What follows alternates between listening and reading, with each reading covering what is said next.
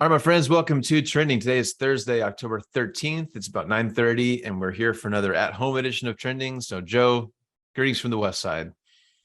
Greetings from the East Side. So, like, depending on the calculation of the spin of the Earth, like, what am I, 7 seconds ahead of you or something? I have no idea. Wow, that seems like a lot for not too far a distance, but Who knows? anyways, greetings from the past, I suppose. Speaking of that, just real quick, did you see there's a clip going around of Michael J. Fox this week? Did you see that? Have him and Lloyd. Yeah, I'll put that up on the Yes. screen here because Back to the Future, gotta love Back to the Future, and it's kind of fun to see those guys in the news this week. But I feel like Doc Brown has not aged. if anything, he's reversed aged. I feel like he looks younger today than he did 20 years ago. We need to get some diet and exercise advice from that guy. I'm sure he's a Mountain Dew drinker. That's probably his secret to success. Mountain Dew and Chick-fil-A. That's my secret to Nice. All right. Well, hey, Joe, what we try to do on this thing is we try to take the week's or the day's kind of biggest news stories, kind of dive in with a faith angle. We were chatting beforehand, Joe. There's kind of all the normal stuff. There's politics stuff. There's Russia-Ukraine stuff. There's kind of a lot of just heavy stuff. It's difficult to talk about. It's not fun. It's negative, and a lot of it's not really nothing necessarily new. It's just stuff that's continuing to develop with some of those stories, and that stuff's important. But we're not going to dive into that today. Again, that's not really, we're not trying to bring you current events necessarily. We're not trying to do anything political. So we'll kind of steer clear of that. We're aware of it. We're keeping an eye on it, but we're not going to dive in there today. So two kind of fun, lighthearted things to talk about today. Okay. So the first one, we chatted just briefly beforehand. I've seen the headlines, but I think you've been following this a lot more than I have. So why don't you tell us whatever you want to tell us about Fat Bear Week? Oh man, so I don't know when this thing emerged. It had to be like inspired by Shark Week, but so bears go into hibernation as like their yearly rhythm. And the national parks decided to create just a little fun buzz around the internet by having people vote on who they think is which bear's getting the heaviest as they watch them. And they come up with really neat, like punny names for these bears. Like there's one called like Bear Force One. Nice. And one named after Stephen Colbert, the late show host. So anyways, people can vote like it's like a March Madness, type of thing. And I guess there was some controversy on maybe like the ballot box is being stuffed or something like that. So did you dig up anything on it? Oh, I just saw there was apparently someone was trying to hack the voting system, and they were able to figure it out pretty quickly. And so they were able to get rid of whatever votes were fraudulent. I didn't get too deep in the weeds here, but it does crack me up. So again, I haven't really followed this, but I read one article this morning. I guess they've like hidden webcams around this river so people can watch the bears catching salmon. And I read one, it was a BBC article, but the way they wrote it was kind of like a sports cast, almost like keeping tabs on all these athletic bears eating like 500 pounds of fish. So what would they think of next, man? I can't believe this is something that's in the news this week. I know, but it's kind of cool. Like I really feel like the internet was made for these things, where we just get a look into something that we would never otherwise know. And I think it's cool that people, instead of like this clamoring for like the action-packed stuff or like the fake drama stuff, like they're going back to real life. I think there's a genre of film or videos called slow TV. Have you heard of this? Like that got popularized in Europe, where there's like TV stations now, YouTube channels, where you could they put like a camera on a train and it just kind of makes its round and you get to watch it just go from port to port. There's no commentary. It's just, nature sounds and the sounds of these like boats and trains. And like, I just think there's a craving for stuff that's dialed back a little bit. I think this thing also highlights how troublesome it can be to gamify something. Like on the positive thing about gamifying something is that it seems to gather interest, right? Think about that Office episode where like Michael's away and they make like the Office Olympics and how fun of a day that made for everybody. Like there's something about getting in the middle of a game that just brings a spice to life. But the shadow of a game is that people will try to cheat because we have such an earnestness to win. And if we can't win, then we almost like lose interest in playing. Right. And That's why I just admire kids. Like one of the things we have at our house is we have like a Lego table that's kind of Mm, out in the open, and it's just fun when our kids who, I mean, they're 13. Ezra's birthday's tomorrow. He's gonna be 11. Like they'll sit there and play Legos for hours, and they're mm, kind of just talking, and they have like this neat little story that they're making for hours. And it's just neat to say, yeah, like, there's no scoreboard there, and they're having the time of their life, right? And so I don't know. I just feel like Bear Week, Fat Bear Week, like, I don't know, it kind of highlights these two things, like the fun that the internet could bring, hmm, and hmm, just how, like, even on something like this, it just exposes how we need to reckon with this game needing to win. So I'll cheat so I can type of gene that we have out of the kit as human beings. I don't know. So this yeah, is kind of an interesting story. yeah. It's very interesting. If you're like me and you've maybe heard about this but haven't really dove in, I encourage you to do a 5-minute Google um, excursion to see all about this bear. It is fun, and you're right. I hope let's be the kind of people who lean in on the fun end of things and not turn everything into a ridiculous competition you have to win. That's no fun. Yeah. If you had to, and I'm going to put you on the spot here, Matt. Like, if you had to name one of these bears, like if they sent you an email, they're like, hey, you're the fifth caller. We watch trending and we think it'd be great for trending to name one of these bears. What do you think Okay, you'd want to name one of these bears next year? man, yeah, pressure's on. I mean, I like the puns, so like Robert Colbert or something with bear in it.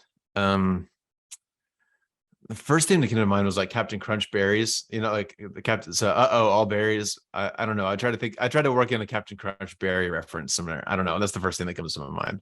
Nice. Cause like, I You mean, have that's what anything? makes them popular is like this name, right? And Yes. so, anyways, that kind of gives them a little cred. I think, or like barely making it, I think would be, I don't know, something that I would do. But Yes. we'd have to make some like biblical reference as some Yeah. tangible one. So I don't know. Anyways, good stuff. Okay. I like it. Good story. Thanks for bringing that, Joe. That's good. Okay, I'm going to bring another just kind of random thing that I saw several places online yesterday. Just a weird random thing that kind of took over. So Randy Johnson, the famous pitcher, was trending yesterday for a reason that has nothing to do with baseball. And I like this story, and I just think it'd be kind of fun for us to talk about it for a few minutes. Okay. So apparently, so Randy Johnson, he's kind of started a second career post retirement as a photographer. So he has his own photography business, and you can Google it. And he's done wildlife. He's gone on tour with pretty big bands. He does Whoa. some sports stuff also, and he's like really good. Like he's a really good photographer. And he's got a bio on that website that talks about how photography was kind of his first passion, and then baseball kind of came later. And he was really good at it, so he played baseball for a while, and now he's doing photography. And so this kind of started because someone found a picture of him taking photos on the sidelines of an NFL game. So he's actually like a legit NFL photographer right now. And I guess he's kind of been doing this sort of under the radar. Like he has a company and it's called Randy Johnson Photography. So he's not like hiding it, but he's not necessarily flaunting it either. Like he's the kind of guy, if he wanted to, he could be on ESPN every day or whatever. He could be a very public figure if he wanted to, I'm sure. But instead he's kind of settled into this photography second career, which I think is awesome. Yeah. So a couple of things I want to talk about, Joe. One Yeah. thing, so I'm 34, so I'm not like super old yet, but I'm starting, like I can just feel myself thinking more and more like an adult. You know what I mean? You kind of come to this point like, okay, I'm an You got the adult now. download, got the Yes. update. Yes, I got the iOS update. But I've already started just, and like I've kind of intentionally been looking around at people in my life and be like, okay, when I'm older, like when I'm older, what kind of person do I want to be when I'm in that stage of life? And I've kind of noticed, I'm curious your take on this, Joe, but like people who are, I don't know, 60, 70, whatever, somewhere in that age bracket, if they're a retired age, I've kind of noticed, I know some people who are retired who haven't really picked up any new hobbies or new things. And I know some people who have picked up new hobbies and new things. And the people who maybe aren't super involved in a second career or a hobby or whatever, I've just noticed, at least the people in my life, a lot of them tend to be fairly negative.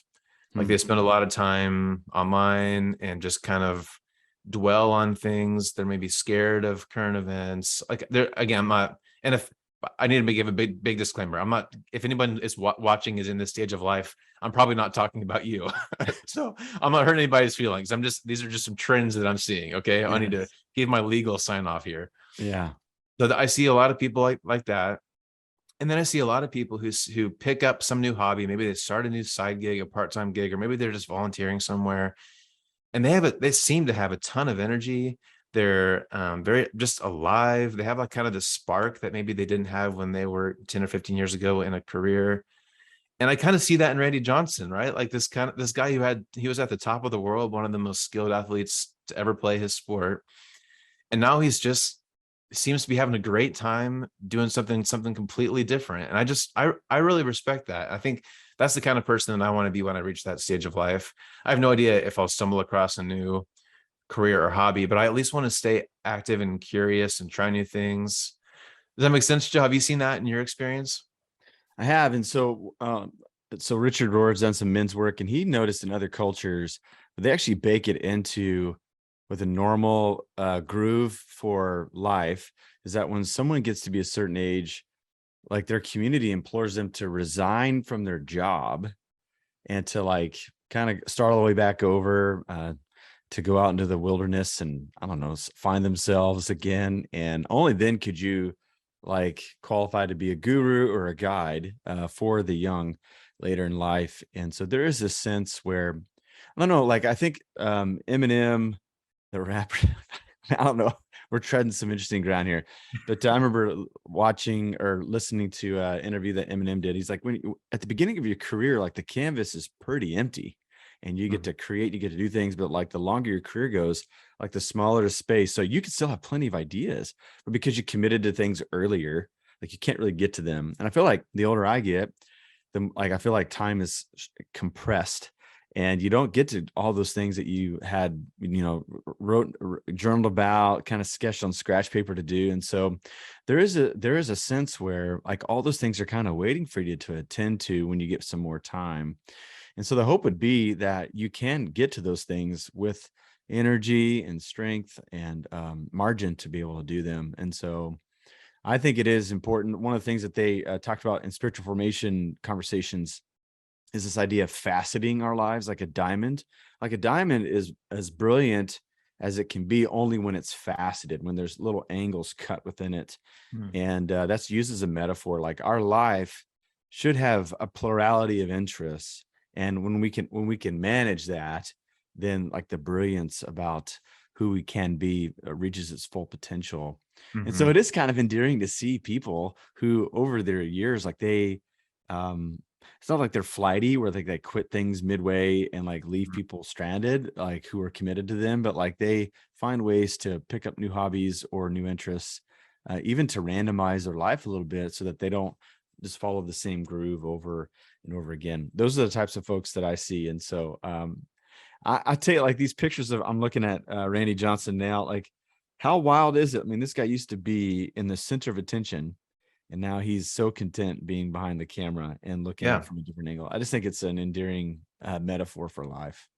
I think so too. I think there's a lot, like it's kind of a weird, it's a little story. Someone saw Randy Johnson taking pictures and it kind of blew up. But I think there's so many little things we can pick out of it because again, like you were just saying, he's keeping a low profile.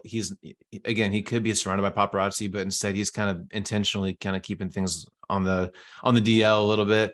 Yeah. And another thing that you and I have talked about before, Joe, is this idea of just doing different things. We just talked about this, but like I think you and I have talked about, there's some quote, I'm sure you'll know what I'm talking about, where it's good for you to work with your mind and your body. Like it's good for us to have this duality of if you work with your mind all day, maybe you should do something with your body in the evenings or that kind of plurality. Hmm. But also like Brandon Johnson made a career in sport and now he's doing art, right? And I kind of Yeah. like that part too. So I get remind me, what's that quote and what else do you want to fill in on that Yeah, whole so that's Rabbi Joshua Heschel. He Abraham Joshua Heschel. He said that if you work with your hands, you should Sabbath with your mind, and if you work with your mind, you should Sabbath with your hands, because those are two different planes of being, and we can have a kind of a shrunken part of a shrunken rendering of ourself if we only are known or if we only do these things. And so he says it's good to, particularly when you go from work to rest, to turn off that which is considered work in our lives and to really have a pause from it. And so that happens daily. It happens weekly. Hopefully it happens yearly for us. We can get vacation rest.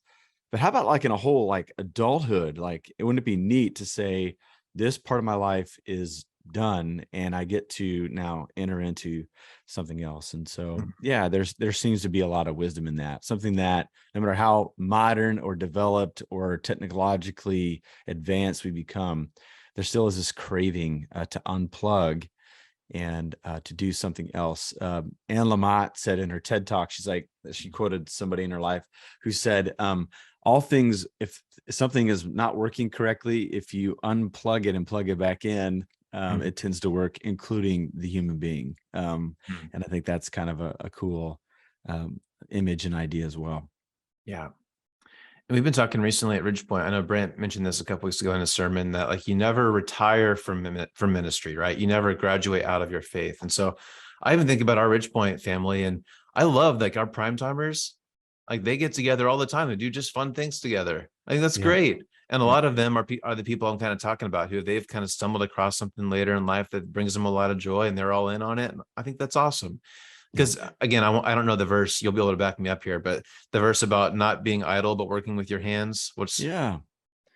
It's from the Thessalonian letters, because Paul, after telling the Thessalonians that the end was drawing near, they took him way too seriously, and they didn't get. They were like, "I'm not going to go to work because Jesus could return today," you know. And so he's like, "No.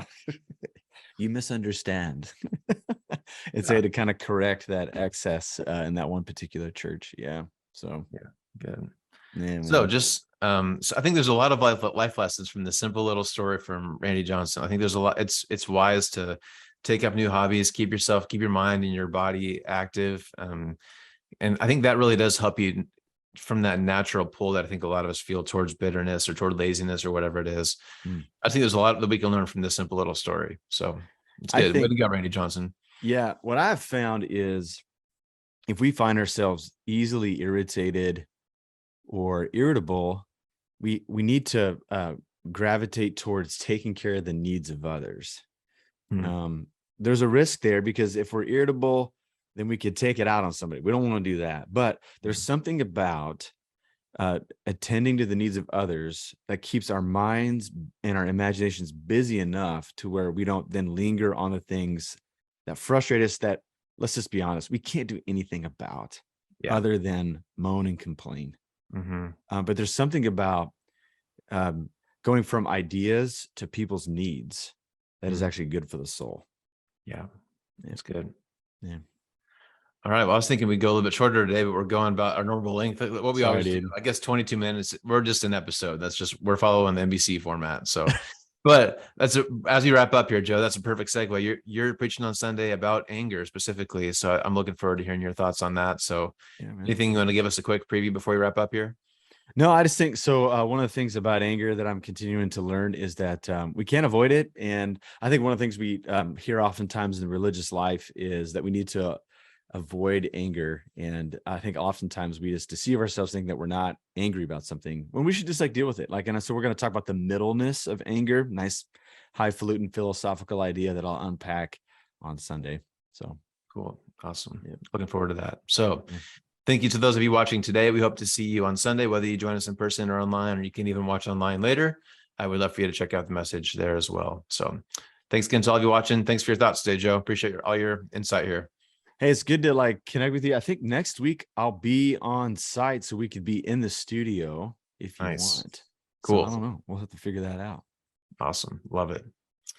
All right. Well, thanks again for watching, everybody. Have a great day, great weekend, and we'll hope to see you Sunday. See ya next time. Yep.